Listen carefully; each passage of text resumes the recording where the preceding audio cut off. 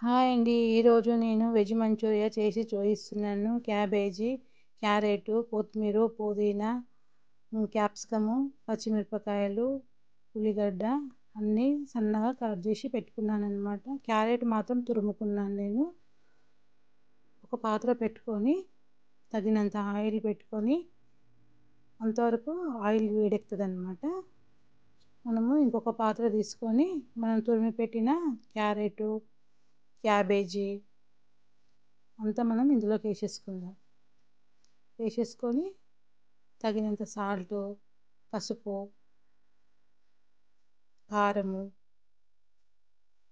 Cornflour చూసుకుంటే వేసుకోండి.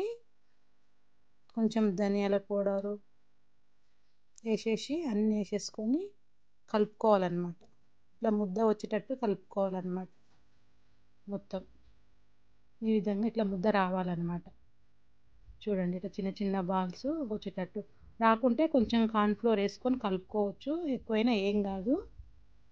Oil వేడెక్కింది. ఇప్పుడు మనం ఇందులోకి వేసేసుకొని ఫ్రై చేసుకుందాం. అన్నీ చిన్న చిన్న బాల్స్ లాగా ఇట్లా కట్టుకోవాలన్నమాట. పెద్దగా కట్టుకోవద్దు, పెద్దగా కట్టుకుంటే అందులో ఉడకదనమాట. అందు గురించి మామూలుగా మీడియం సైజే కట్టిన, చిన్నగానే కట్టిన, నేను ఎక్కువేం పెద్దగా కట్టలేదు. ఇప్పుడు అన్నీ ఇట్లా చేసేసుకోవాలన్నమాట. డీప్ ఫ్రై చేసుకోవాలి. ఇట్లా బ్రౌన్ కలర్ వచ్చే వరకు ఫ్రై చేసుకోవాలి.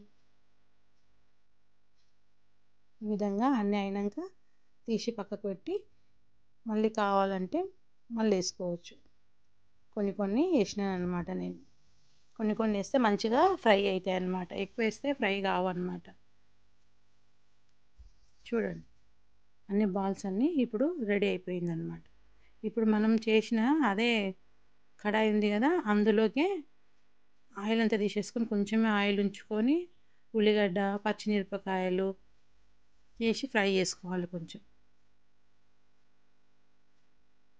ఎల్లిపాయలు చిన్న చిన్న ముక్కల్లాగా వేసుకోవాలన్నమాట. క్యాప్సికము